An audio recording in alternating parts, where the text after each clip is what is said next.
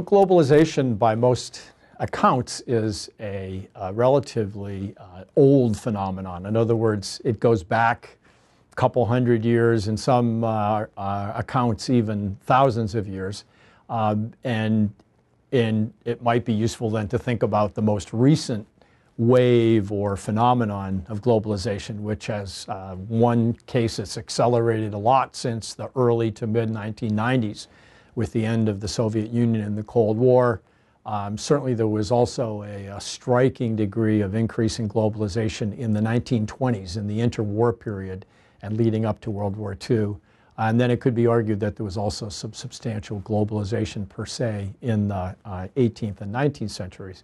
And David Northrup in our history department has written about it as a phenomenon thousands of years ago as well.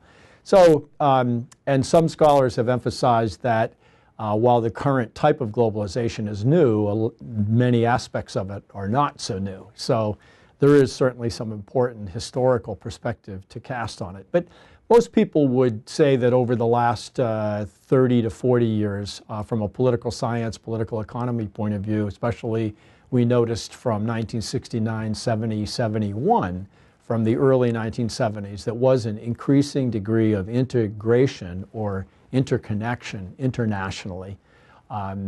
One version of that, Cohen and Nye called complex interdependence. Globalization is a little different than that. Most people would say globalization is an increasing speed and depth and breadth of connections across societies intercontinentally, across continents. Another way of thinking about it would be that actions, decisions taken in one country or one region of the world have increasing effects and interactive effects in other parts of the world. And we know that it has technological aspects and military and political, economic, financial, and of course even social and cultural elements to it too. So depending on one's point of view or discipline, globalization can be more about technology and the world is flat, as written about by Thomas Friedman, or it could be more about cultures, the clash of civilizations that Huntington wrote about, that I think is probably less explanatory of globalization, and more, the way in which cultures meld and become more similar over time. I think analytically it's helpful to distinguish globalization as a process, as a series of events and processes that take place over time, on the one hand, from globalization as an outcome or effects or things that we can measure that have actually happened, partly as a result of globalization. So effects, for example, would be the increasing number of international economic, financial, banking, or currency crises that we've experienced in the last 20 years, an increasing number and an increasing frequency of them.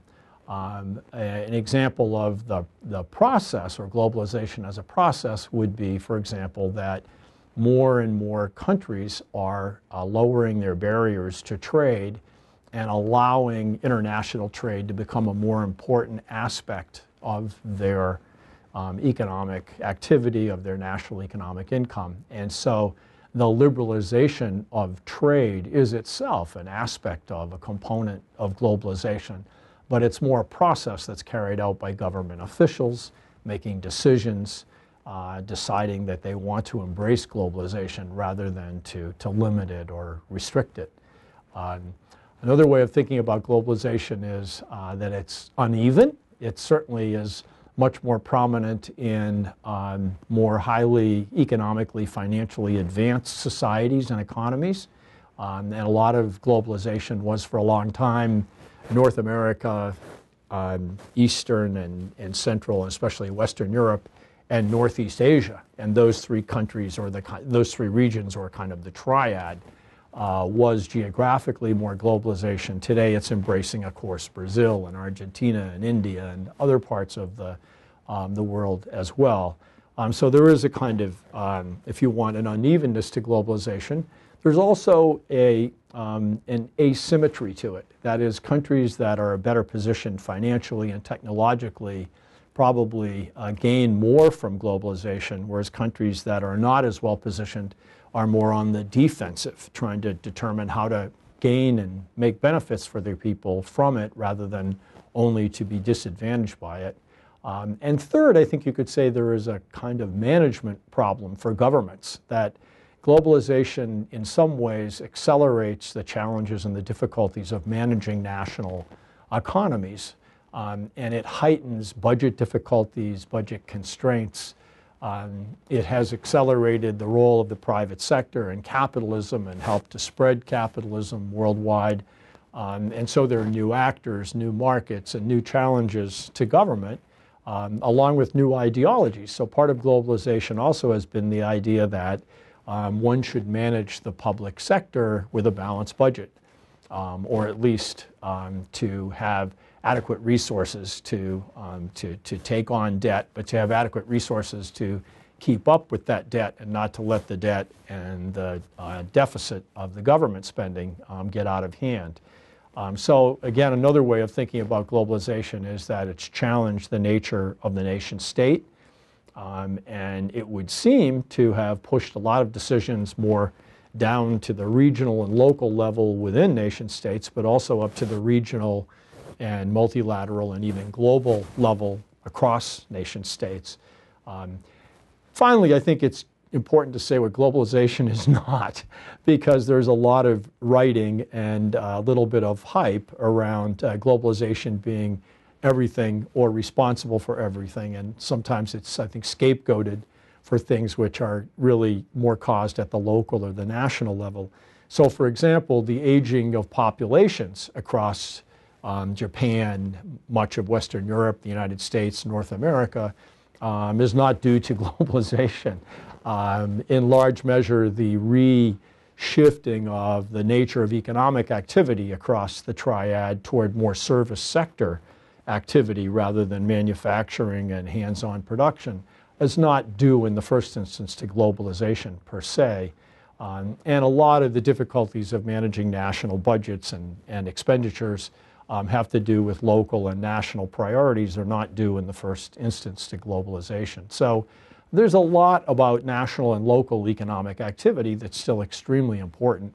And globalization is not about everything or the cause of everything or the causing all asymmetries across nations and societies, which are fundamentally begun for other reasons. Often, I think globalization these days, as opposed to, say, 10 years ago, is seen as more of a difficulty, a challenge, and even a problem, or even a force for bad things, if not evil. And so often globalization is seen, again, as a cause of things which are difficulties or even bad outcomes, and that it's a bad process in some ways, leading to bad outcomes.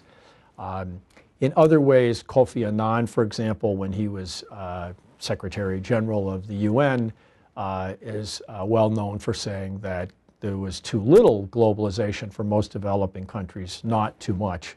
In other words, there are certain benefits of globalization, and particularly if governments manage it well. And therefore, it's not so much a question about, good and bad, but about how well it's managed. And frankly, I think that's a more productive and probably a more useful way of thinking about globalization. It's not so much inherently bad or good. It can challenge individual identity and cause us to rethink our identity. It certainly challenges cultures and national languages and identities, and it certainly challenges old ways of forging ties between two or three or multiple nation states. So in that sense, since it tends to shake up old ideas and patterns and inclinations, it's potentially not just a challenge but a difficulty. But I think most people would agree that it's about the way in which it's managed. And so, for example, if nation states capitalize on the potential benefits of globalization, most people would agree that increasing international trade across countries is good for economic growth and even important for poverty reduction. In addition, most political economists, most economists agree that the multinationalization of production, the fact that production of any particular good not just automobiles or aircraft, but lots of more basic goods now are produced in multiple locations across multiple countries, and then come together sometimes even in multiple locations and are then distributed worldwide. So that internationalization of production is also generally seen as a positive good, as a net benefit to societies, and one that actually accelerates growth and makes more resources available to be allocated across societies. The movement of capital, especially short-term as opposed to longer-term capital, portfolio-type funds, is much more controversial. And what has been known as the Washington Consensus, or the set of 12 or so principles about how to manage one's economy if you want to follow the model of the Western, political, economic, liberal model. The Washington Consensus has been modified in the last 10 or 12 years to drop the idea that short-term portfolio capital movement is necessarily beneficial, and to embrace the idea of regulating it. Longer-term financial flows and capital flows, like foreign direct investment, are generally seen as positive and encouraged, like trade and the multinationalization of production. The flow of technology is generally seen as positive.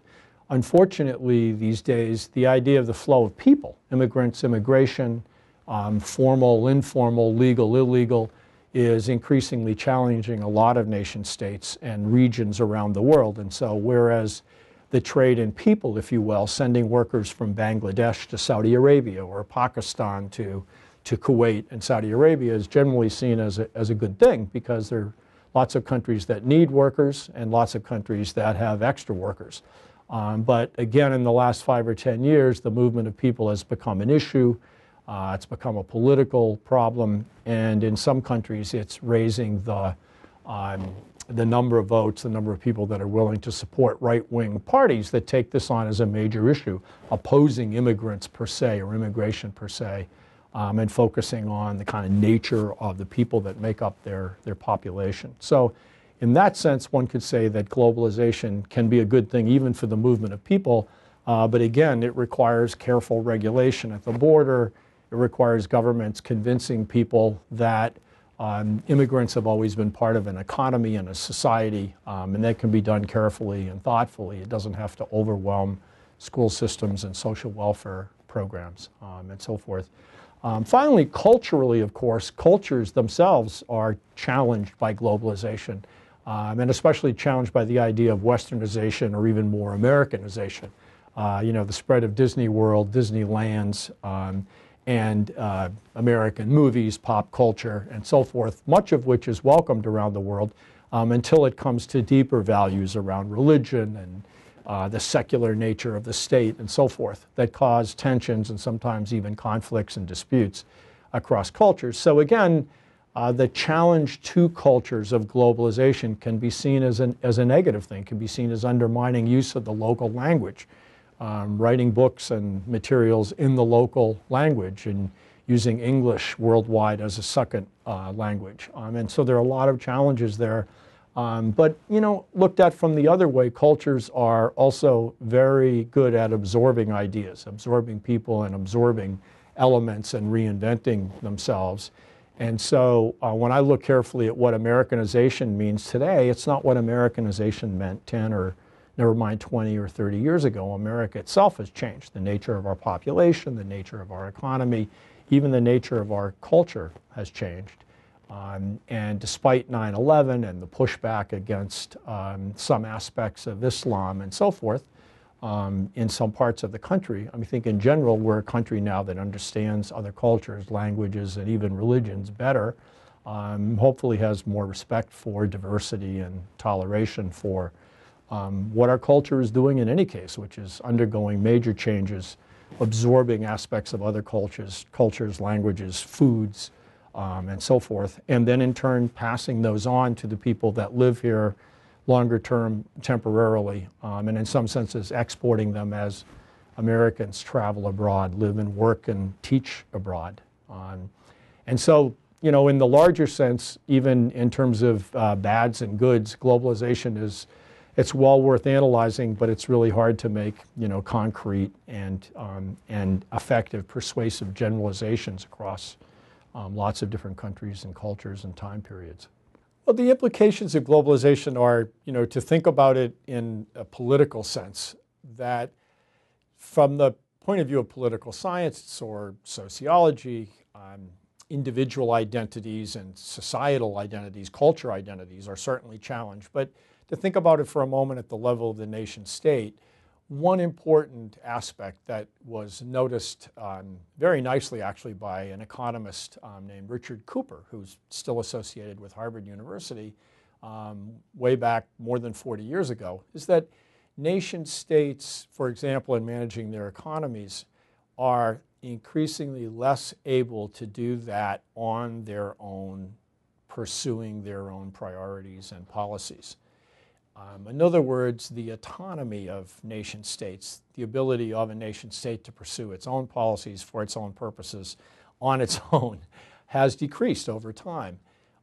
So one implication of that is that some policies, some goals, some priorities need to be coordinated with other nation states in order to be done effectively or fully. And increasingly over time, that's going to become more and more true. So when a banking crisis or a currency crisis or other types of financial or economic crises strike one country, reverberate increasingly quickly to other countries, one implication is that governments will need to work together more smoothly, more quickly, sometimes even more quietly, in order to deter or mitigate these types of causes that can lead to substantial crises that we realized in 2008 can begin right here in the United States and reverberate very seriously around the world. So one implication is that it does require coordination, if not even more active out there cooperation internationally in order to deal with problems. Another implication in terms of international relations and international political economy is what political scientists sometimes call multi-level governance. In other words, simply the idea that in order to get things done which used to be done at, say, the national level and the state level in the United States, now need to be done more flexibly. We need to do them with Canada and Mexico in North America, or we need to do them trans-Pacific, with China and Japan and other major countries of the Pacific Basin, or we need to do it with the European Union nations, or in some cases like global trade rules and negotiations or dispute settlement, they have to be done at the global level.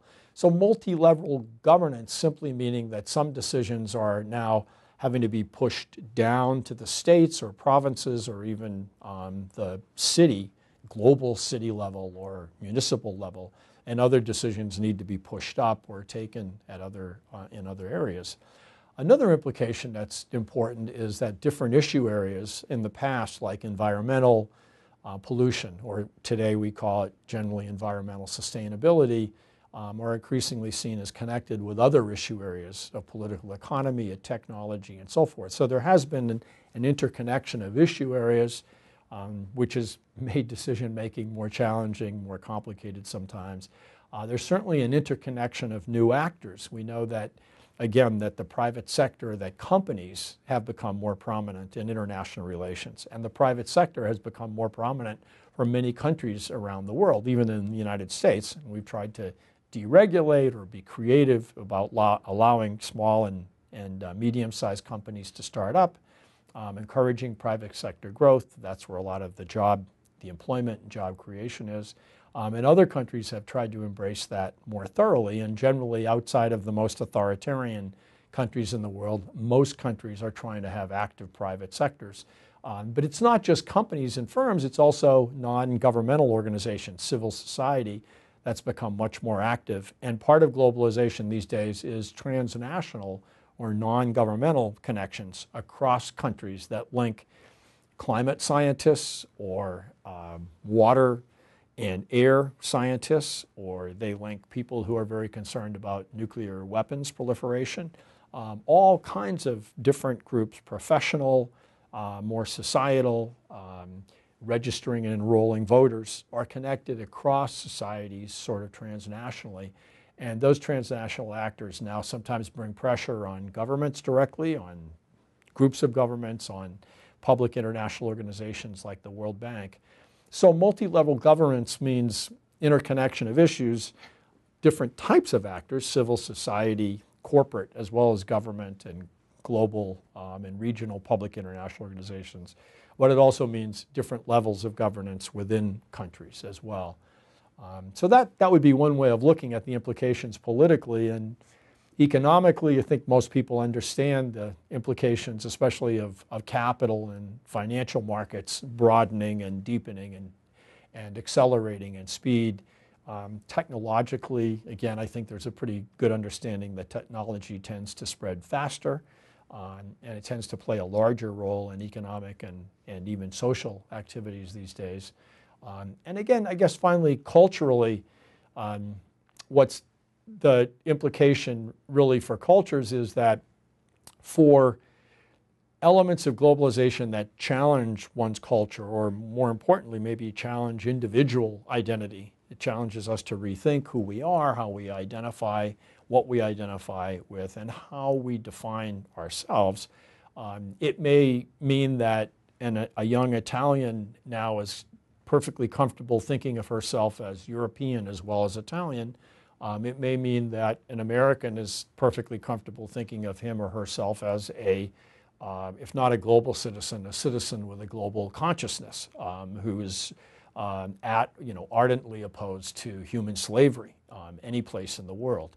So to the extent the ways in which citizens pick up new aspects of identity, and especially the extent to which they're comfortable picking up aspects of identity that go beyond their own culture or their own nation state or their own immediate international region, that tends to erode the role of the nation state. It tends to erode a bit the role of our national cultures. And so that certainly is going on. But at the same time, there are aspects of globalization that challenge our identity, cause us to reassert our identity, and whether it's in terms of fundamentalism or a reassertiveness of our national cultural practices or heritage or languages, there are things which reinforce the role of national and local and societal values and cultures as well. So again, it's hard, I think, and not so smart to generalize broadly about the implications of globalization for cultures or societies or economies or polities, because in fact the implications really matter a lot, according to how well they're managed, the role of government, the unevenness, the asymmetries, and so forth. Predicting the future of globalization is risky, of course, but certainly we understand a few important things about the directions that the world or that multiple societies and cultures are moving in. And I would start with one idea, which is that governments around the world have certainly been challenged with a notion, some people would call it an emerging norm, perhaps even an existent new norm, that the ruler or the regime, the political regime in any given country, has a responsibility to improve the standard of living, the well-being of his or her citizens. Now, the nation state's always been defined as providing security for its citizens, a sense of economic well-being, and a sense of cultural identity or nationalism or national identity. So all three things of those have been aspects of how a nation state's defined what it is. But in the last 10 years, I would say that there's an emergent norm, or in some regions of the world an existing norm, that there is a more direct and full responsibility for the ruler or the political regime to provide increasing levels of economic progress, if you want, economic development, not just in terms of growth, but in terms of human development, in terms of the longevity of the population, how long kids stay in school, how well people can actually live their lives in Russia or China or Bangladesh or Mexico. And in that sense, I think globalization has been a good thing because it has imposed this responsibility from the outside and increasingly from the expectations of citizens from Myanmar to Brazil that their government should be doing the right thing. And if they're not, there's something wrong. Secondly, I think you could argue the future of globalization also is about more participatory political practice. Everything from civil society, social media, social networking, younger people and their expectations about their ability to use the internet, to use cell phones and so forth, and to stay interconnected with people worldwide, not just within their country. That has helped, I think, to create a kind of, broad-based, quiet, often bottom-up revolution of expectations about the nature of political governance. Not just that rulers owe their populations an increasing standard of human well-being, but also that they owe their populations an increasing ability to participate in the process of defining what the values are that the society should be pursuing them, and how decisions are taken and who should represent them. So again, there are plenty of authoritarian and autocratic countries left in the world, and a lot of the progress that was made on democracy and democratization took place from the mid-70s until about the year 2000. The last 10 years has been sort of up and down and around without major forward progress worldwide in terms of the number of democracies or new, stable, emerging democracies. But at the same time, I think the basic expectation is that rulers do owe their people that, and I think that that's a good thing. A final implication might be in terms of economics and finance. If we look at what's been going on at Greece, Spain, Italy, the European Union, one of the difficulties that we know of globalization and about the future of globalization is that the European Union, if you looked at it 10 years ago, was for an old person like me, an incredible phenomenon. It was for somebody who does political science and international relations. It was simply incredible to go from 1960 to 1985 or 1970 to 1995 and see this rather substantial political, economic, technological, and to some extent even social integration of the European Union. More and more countries after the collapse of the Soviet Union wanting to join the EU, and this rush in bringing in new states and so forth. Some people would argue it overreached, it went too far, and partly what we're seeing now is the implications of that. But regardless of what we're seeing now, it was, I think, quite an incredible phenomenon. Now, however, the implication of globalization seems to be that as economic, technological, and especially in this case, financial markets and financial decision-making and financial benchmarks race ahead, the political and legal and regulatory structures that need to keep up with them are inevitably behind. But the implication now is they can't remain as behind as they have been.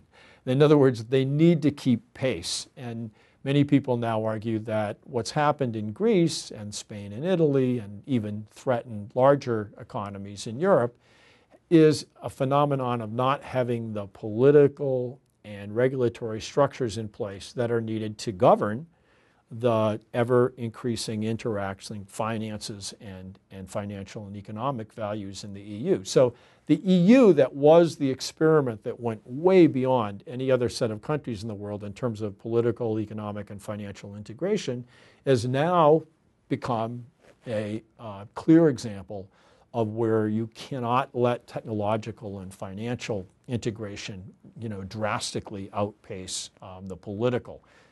And so what's the implication globally? Some people are going to take away the idea that, well, it went too far and too fast and it wasn't a good idea.